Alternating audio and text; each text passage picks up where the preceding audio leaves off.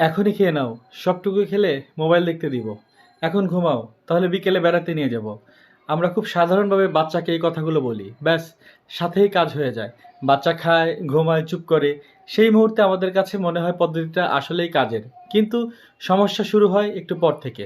বেশিরভাগ সময় আমরা এই শর্তগুলো পূরণ করতে পারি না, সময় থাকে না, পরিস্থিতি বদলে যায়, বা আমরা নিজেরাই ভুলে যাই। কিন্তু বাচ্চা ভুলে না। বাচ্চা পরের দিন আবার একই কথা শুনে, আবার আশা করে।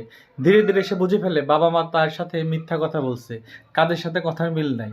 বাচ্চার মনে বিশ্বাসটাও ভেঙে যায়। তাই সাময়িকভাবে কাজ আদায় হচ্ছে কিনা সেটা মূল বিষয় নয়, বরং বাচ্চা কি শিখছে সেটা গুরুত্বপূর্ণ। সে কি এই ব্যাপারটা শিখছে যে সবকিছুই স্বার্থ সাপেক্ষ, নাকি শিখছে কেন একটা কাজ তার নিজের জন্য দরকার। খাওয়াটা কেন দরকার সেটা তাকে আপনার সুবিধার ভাষায় বোঝাবেন না, বোঝাতে হবে তার লাভের ভাষায়। খেলে শরীরে শক্ত হয়, শক্তি থাকলে বেশি খেলতে পারবে, দৌড়াতে পারবে, আনন্দ করতে পারবে। আমরা সবাই নিজের জন্যই খাই, কাজ করার ফুয়েল পাওয়ার জন্যই খাই। বাচ্চাকেও এই জায়গাটা বুঝাই দিতে হবে। প্রয়োজনে বাস্তব উদাহরণ দিন, যেমন মোবাইলে চার্জ না দিলে বন্ধ হয়ে যায়, শরীরও ঠিক তেমনই, এনার্জি না পেলে খেলাও বন্ধ হয়ে যাবে। এই একইভাবে ঘুম, পড়াশোনা, নিয়ম মেনে চলা সবকিছুর পেছনের কারণ বাচ্চার সাথে আলোচনা করতে হবে। একদিনে হবে না, বলতে হবে নিয়মিত। ভাবুন, আজকে মিথ্যা আশ্বাস দিয়ে পড়াতে বসালে কালকে কি বলবেন।